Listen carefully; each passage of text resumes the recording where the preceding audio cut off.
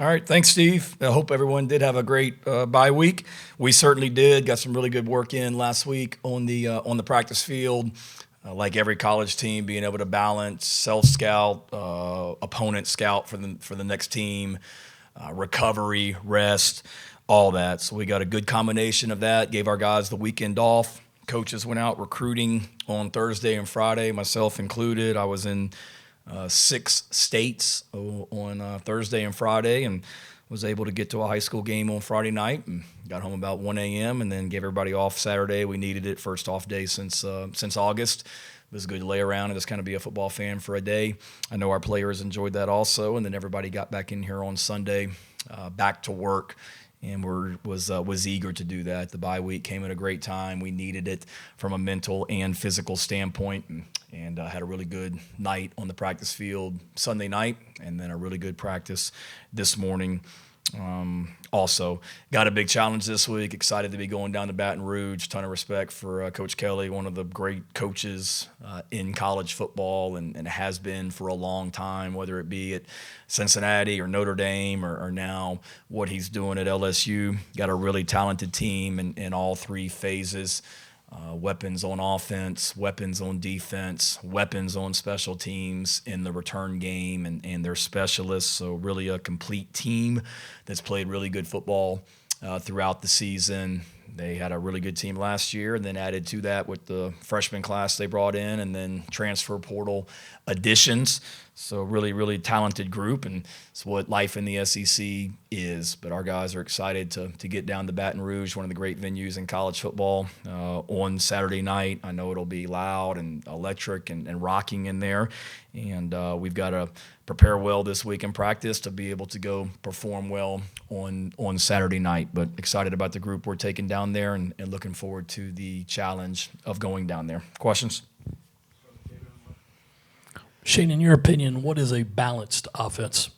The ability to run and throw both when needed, meaning you can run the ball. Is it 50-50? No. Some weeks defenses are going to say we're going to put 9 guys up there, and you've got to be able to throw the ball and make plays, and you've got to be able to throw it.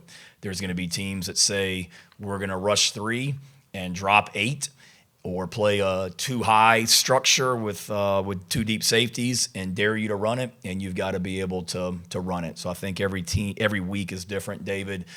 It's not 50-50 to me. It's the ability to run when you need to run and throw when you need to throw. Coach, how are you preparing to simulate the noise of what Death Valley brings for your players to kind of tune in with this big game coming up? Yeah, starts in practice. We're doing some crowd noise things in practice, which we always do when we go on the road, and did it when we went to Missouri, and did it today, and we'll do it tomorrow and Thursday in practice. Just trying to simulate crowd noise, but you can't simulate 100,000+ probably heavily intoxicated Louisianans down there, and which is going to be awesome. I mean, that's what you want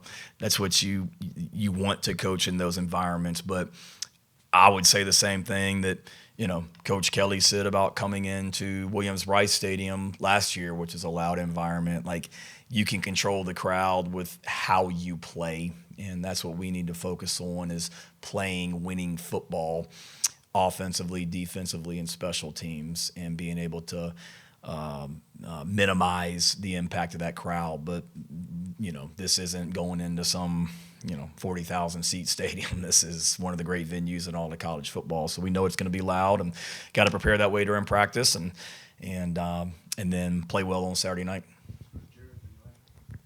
Hey, Coach. Following David's question and following that Kentucky game, do you feel the offense is as balanced as you'd like it to be right now? No.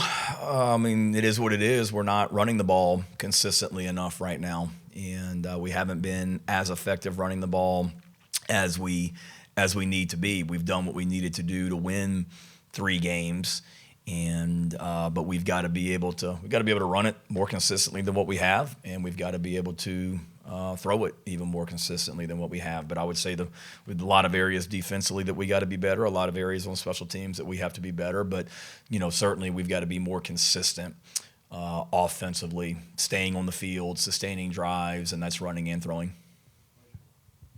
LSU's defense vastly improved so far in the early part of this season. A lot of that has to do with how Harold Perkins is kind of deployed in a different ways. What's kind of the challenge like for you to try to account for a player like that who does kind of line up all over the place?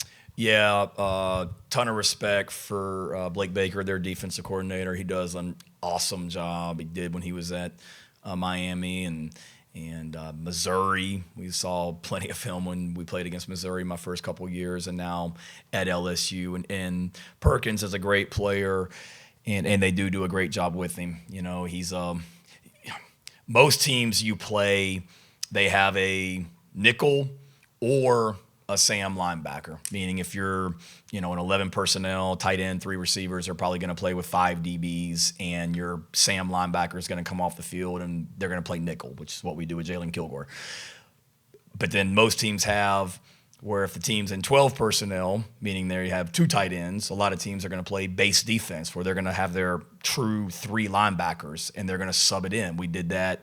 We've done that in the past with some of our bigger linebackers. When Bam Scott was here, we did a little bit of that. They don't have to do that because Perkins is one of the rare guys that's a Sam and a nickel. And he can match up against tight ends and stay on the field in base defense. He can match up with receivers and stay on the field and be their nickel. But then they've got a multitude of other personnel groupings that they can utilize out there. And then he's just a really good player. He can run, he can cover, and then he's just got a great knack for. They bring him on pressures a lot, and he's got a really nice knack for. He's just got great instincts and a knack for making plays in the backfield. But then you combine that with the tackles that return plus 88 that transferred from South Florida. He's a dude inside.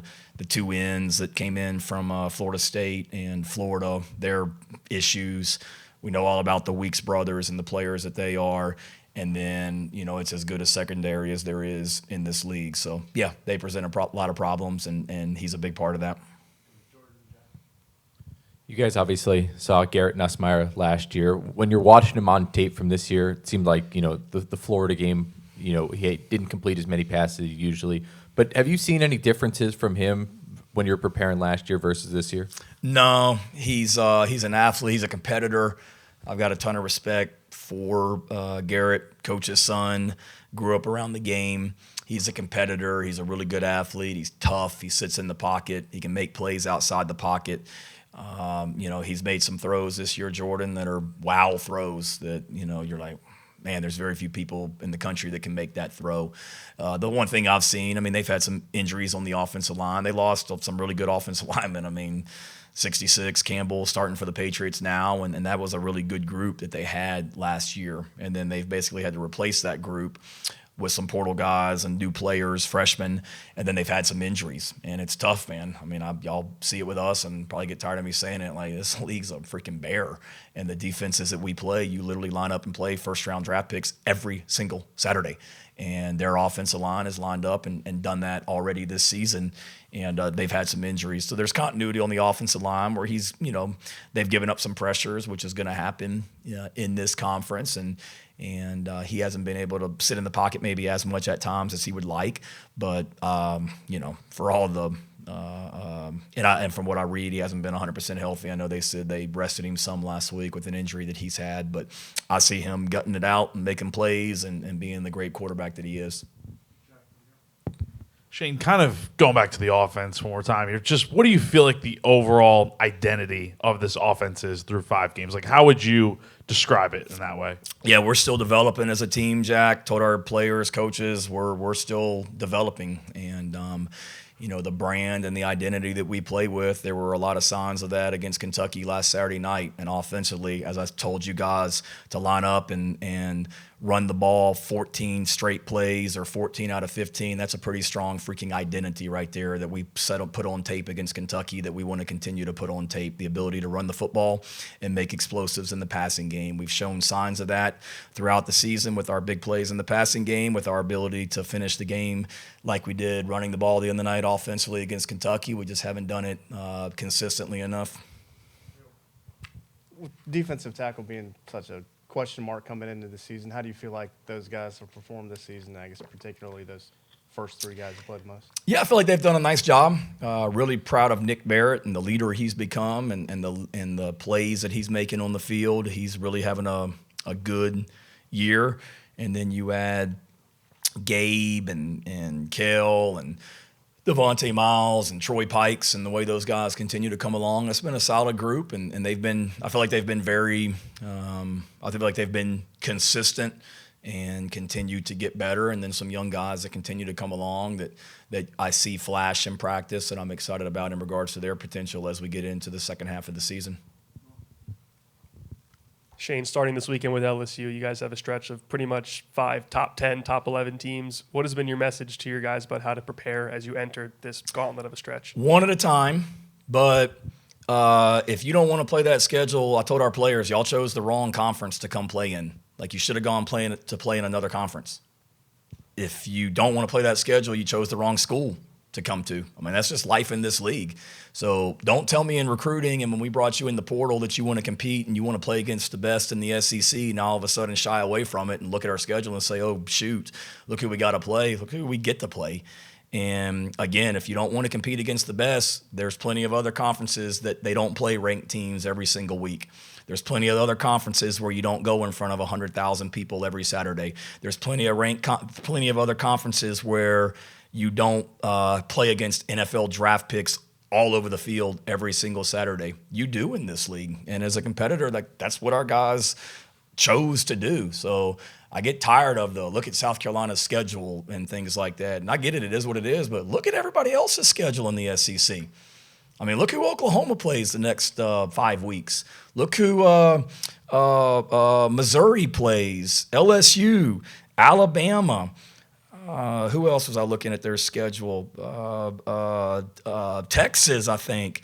I mean, there's a lot of teams. Just look at the month of October, and all it is ranked team after ranked team after ranked team, because that's what the SEC is. There's a reason. I don't even know what the rankings are this week, but 10 of the top 20 teams in the country, for God's sakes, were in the Southeastern Conference last week. 10 of the top 20, guys. So everybody plays a tough opponent because it's the greatest conference in America. And as a competitor, you love that opportunity to go compete. So that's been my message. Let's go freaking compete, because this is what y'all came here for. Shane, kind of a two-parter. When, as a head coach, do you see the officiating assignments for your next game? Monday. Sunday night, Monday at the latest. And just when you look at him, has there ever been an occasion to say, like, maybe that guy, there might be some past history there? Has there ever been an occasion to look at that and lobby for a switch? Yeah, I know. No. Now, I think my predecessor did that, because I've talked to the SEC head of officials a couple of times, and I think he may have had that conversation. There's and God's honest truth, David, there's one time, I think, in 5 years where I saw the officiating crew that was going to be coming in here for that Saturday, and I made a call to John McDade, the head of officials, about what's your thinking here? Like, are you sure about this because of whatever may have happened in the past? But that was probably 2 or 3 years ago when I made that call. I didn't do it last year, and I haven't done it this year, and I didn't do it this week. Which officiating? No, I'm just kidding. I hope I'm not misrepresenting this, but you've mentioned that you make notes a lot as time goes along throughout the season, so you can reference back, in future years. Is that pretty accurate? Absolutely. Yeah, I was wondering, given the bye week, did you make any notes or anything about the first 5 weeks of the season, the start, the September, that you feel like you want to implement next year, or things that need to be corrected? Yeah, great question. I think you're always doing that.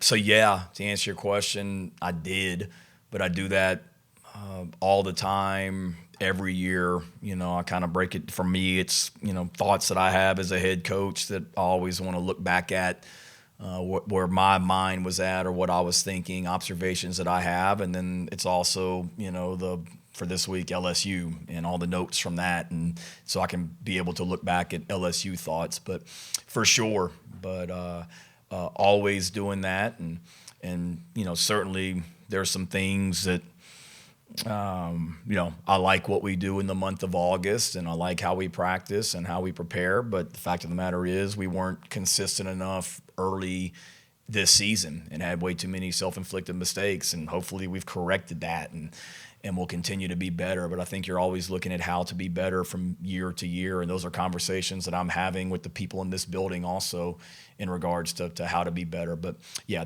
plenty of that during the off week, and plenty of that even before that also. But at the same time, there's a lot of good too. But I think for me, John, it's more looking at it, okay, we had a lot of young players, and you're always going to have a lot of young players and freshmen that you're relying on. How do you implement them into things even better, and how can we get off to a better start where we're scoring more points earlier in the season than what we did this season, and even last season too, in so many ways. So you're always trying to find ways to be better, and plenty of time over the off week to think about that and LSU, but more LSU because that's what's right in front of us.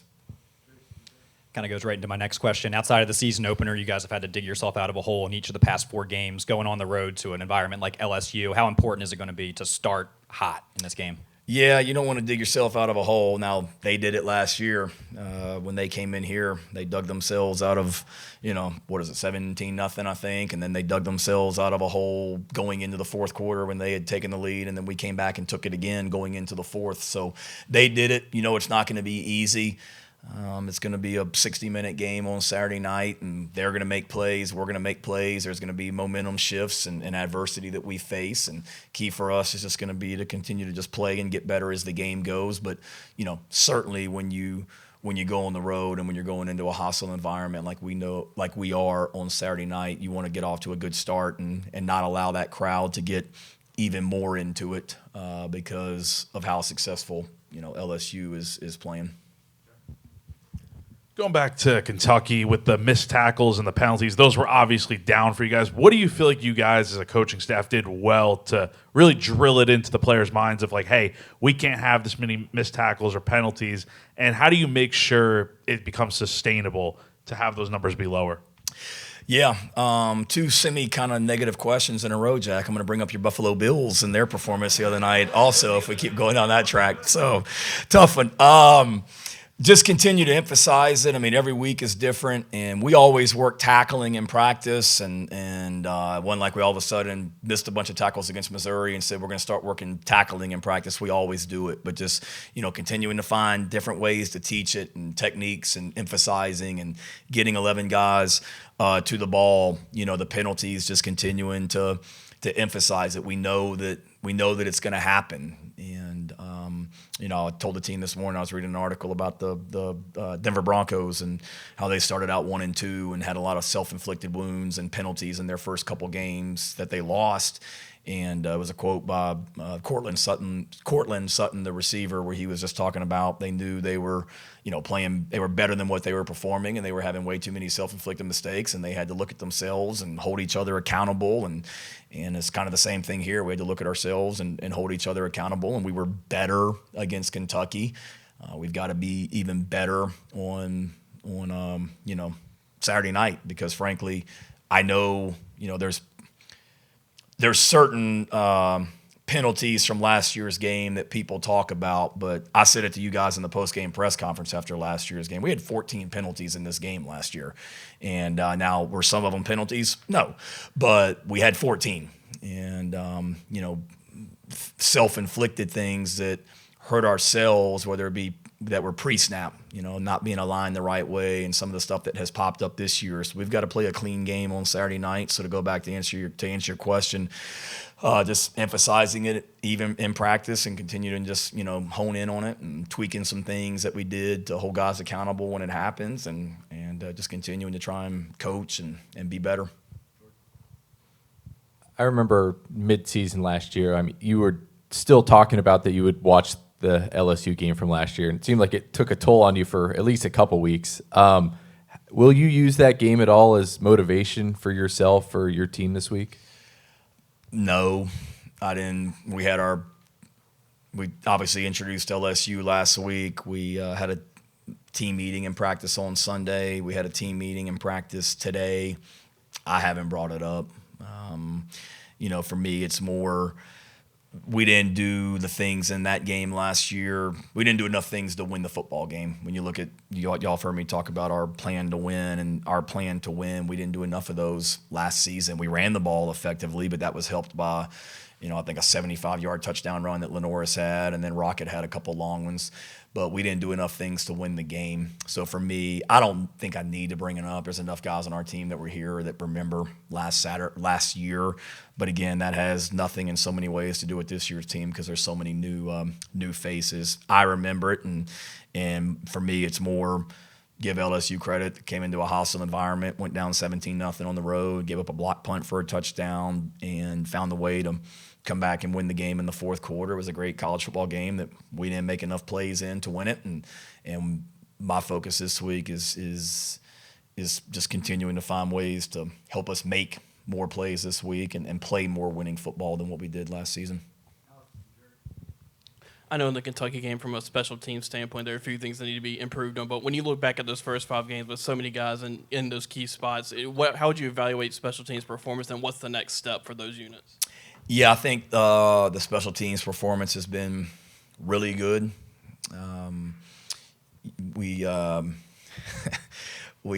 Max won't mind me saying this. In our team meeting the Friday night before the Kentucky game, I was talking to the team about our team and how a lot of the things that we had question marks about going into the season, one of which was the specialists, they've done great, and they've answered that, and they've played their rear ends off, and I don't even worry about them anymore. And then the very next play was the opening kickoff for the Kentucky game. We kicked it out of bounds. I'm like, well, there's the ultimate, kicking the you-know-what. But Max has done a nice job kicking off as a true freshman.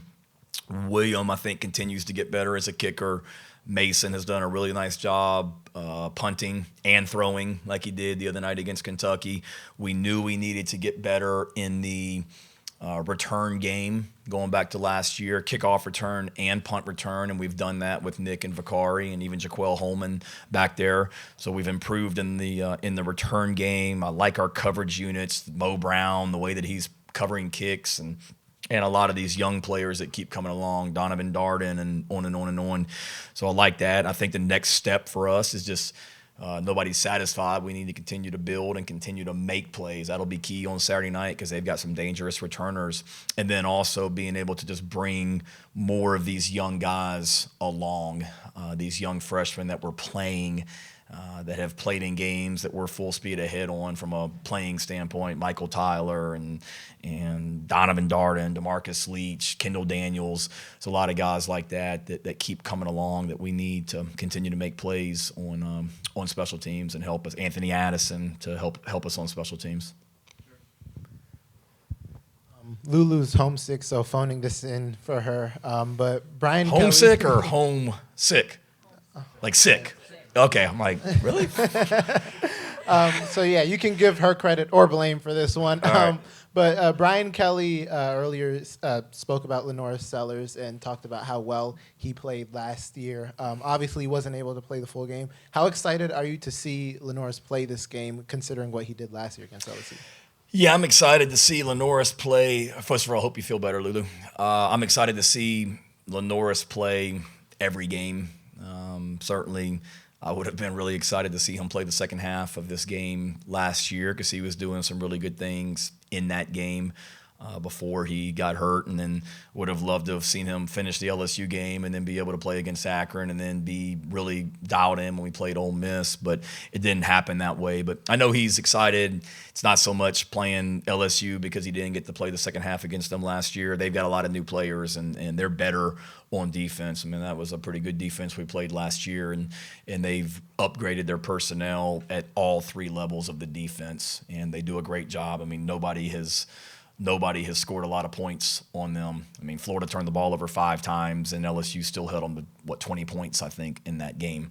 And that tells you that's a heck of a statement. And then, Ole Miss, I think it was the 48th play of the game before Ole Miss scored against them a couple weeks ago. So this is a really good defense, better than last year. But I'm excited anytime 16 takes the field for us, and this Saturday is no different.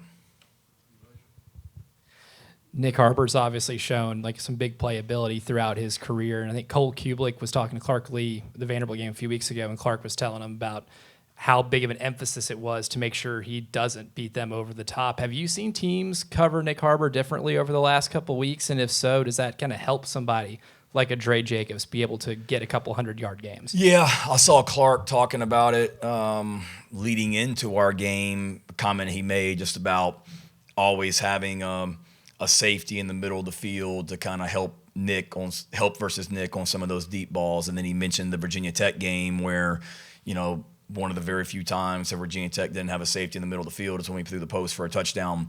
And that was towards the end of the game where we had some runs and they brought some safeties up to stop the run. So, yes, teams got to be aware of Nick, but that's great because, if you're doing that, we've got other receivers that continue to get better and develop. And then we've also, as we get this running game going even better, that helps the overall passing game in general. So, yeah, certainly when teams play us, it's hard not to notice number 8 for us out there just with his speed and his size. But that, we've got other guys that you've got to worry about, the quarterback, the running backs, tight ends, receivers, and that certainly helps others for sure. And Nick's done a great job of continuing to make an impact no matter what teams are trying to do to negate him. I don't know if you can comment on this, but I know the news broke yesterday about the cancellation for the Miami home and home series. What is your personal thoughts on that, and how hard is it to put a schedule together, just in general? Yeah, my personal thoughts, it kind of is what it is. With the SEC going to 9 conference games, I just went on that whole spiel a few minutes ago about what not all 9 conference games are built the same way. 9 conference games in other leagues aren't 9 conference games in this league. And when we also play Clemson at the end of every season, as a competitor, yeah, you want to play against the best. And if everybody in the country, everybody in the SEC was playing 12 Power 4 teams, great, let's have at it. But they're not. And it's an unintended consequence of it. It just is what it is, that every team in this league is going to play 9 conference games plus a 10th Power 4, I believe. But that doesn't mean that they all have to play another Power 4, and we would have probably been the only one. I think you see that with other series getting canceled, and I know our fans were looking forward to it. I know I was looking forward to it, but you've also got to do what's best for the team. And just to be completely frank, it doesn't make a whole lot of sense for us to play 11 Power 4 games when everybody else in the SEC is only playing 10, and especially until we as coaches understand what are the metrics of the committee going to be? Because last year it was clearly on how many wins you had, not who you lost to. Shane, you were talking about Nick Harper a little bit ago. Through the first 5 weeks, do you and Coach Shula feel like you have an idea on who kind of the consistent guys are in that wide receiver room, or is there still room to fluctuate for snaps and targets, things like that? I think we've got a pretty good idea of who that group is. But again, I mean, we're constantly competing and developing, and we're not even halfway through the regular season at this point. So we've got a pretty solid idea of who those top guys are. And when I say top, I mean top 6, 7, 8 that we feel like we can play in football games and win games with. But also, there's guys that aren't in that 6, 7, 8 that I see in practice continue to make plays and continue to get better too. So yes, where we are right now, I got a good idea and feel good about it. But I like that group as a whole too, because there's some guys that we recruited that really haven't made an impact on the field yet, but I see them developing on the practice field and continuing to make plays in practice, which may lead to more and more opportunities in games as the year goes. With the running backs, I'm assuming they're probably wanting to get the running game going just as much or more than anybody else. So what kind of mood do you sense from those guys as they've gone through these last few weeks and the bye weekend? Yeah, they've been great. They've great energy and spirit about themselves and have practiced the right way. And again, it's I think I said it after the game or teleconference with you guys after Kentucky. I mean, we left some yards out there that was more on the running backs than it was the offensive line, where some runs that, I thought we maybe missed a read or missed a gap and bounced it when we didn't need to bounce it and left some yards out there. So that's my message to them is just trust it. And then we've got to do a better job around you, meaning offensive line, tight ends, quarterbacks, and receivers, so you can trust it to run it where it's supposed to be.